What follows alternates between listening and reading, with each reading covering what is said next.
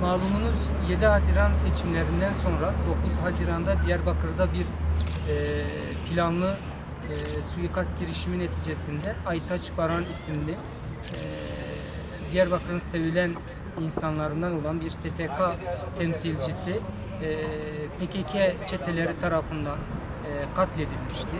Bununla alakalı Diyarbakır'da soruşturma açılmış, akabinde dava açılmıştı. Ama güvenlik gerekçesiyle o dava Kayseri 2. Ağır Ceza Mahkemesi'ne Adalet Bakanlığı tarafından gönderilmişti.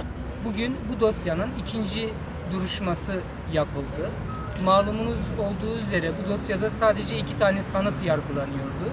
Bunlardan birisi Aralık ayında Diyarbakır'da polisle girdiği çatışmada öldürülmüştü. Diğer sanık ise tutukluydu ama ilk celsede mahkeme tarafından kendisi tahliye edilmişti. İlk celsede bizim taleplerimiz reddedilmişti.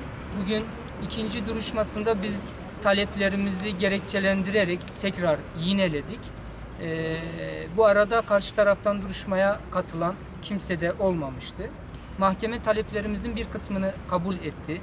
Özellikle olay anından birkaç dakika öncesinde derneğin oradaki görüntü, ikincisi Aytaç'ın katledildiği yerdeki 2 ayrı görüntü var. Bu görüntülerde toplamda 3 kişi gözükmekte. Bu görüntülerin bilirkişiye gönderilerek kimliklerinin tespiti, bu yönüyle de dosyaya sanık sıfatıyla katılmalarını talep etmiştik. Mahkeme bu duruşmada bu talebimizi kabul etti. Ek olarak Diyarbakır'daki soruşturmanın devam ettiğini de bu arada öğrenmiş olduk. Aytaç Baran'la alakalı öldürülmesinden hemen sonra açılan soruşturma kapatılmamış. Her ne kadar iddianame hazırlanıp buraya gönderilse de soruşturma 2'ye ayrılarak bir kısım şahıslar üzerinden devam etmiş olduğunu tespit etmiştik. Bununla alakalı soruşturma numaralarını mahkemeye sunduk. O dosyadaki kişilerin de bu dosyaya sanık sıfatıyla katılmalarını talep ettik.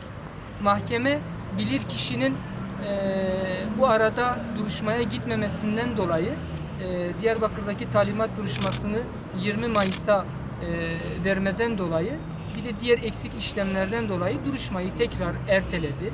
Duruşma 12 Temmuz sabah 9'a bu eksiklikler tamamlanmak üzere ertelenmiş bulunmakta. Gizli tanık Diyarbakır'da ayın 20'sinde gerekli güvenlik önlemleri alınarak talimatla dinlenmesi yapılacak. Biz de gizli tanığın bu anlamda dinlenmesinin usul ve esas hukukuna aykırı olduğu, gerek anayasanın 36. maddesi, gerekse de AİHM'in ilgili kararları ve Anayasa Mahkemesi'nin 2015'te buna benzer bir olayda vermiş olduğu kararları dilekçeyle emsal olarak sunduk. Mahkemede bizzat dinlenilmesini, bizim ve karşı tarafın soru sorma hakkını ortadan kaldırmamasını talep ettik. Fakat mahkeme bu talebimizi bu duruşmada da kabul etmedi. Talimat duruşmasında o zaman katılıp orada soru soralım dedik. Bunu da kabul etmedi. Yazılı olarak sorularınız varsa bize sunun. Biz de yazılı olarak oraya bildirelim. Yazılı olarak kendisine sorulsun diye karar verdik.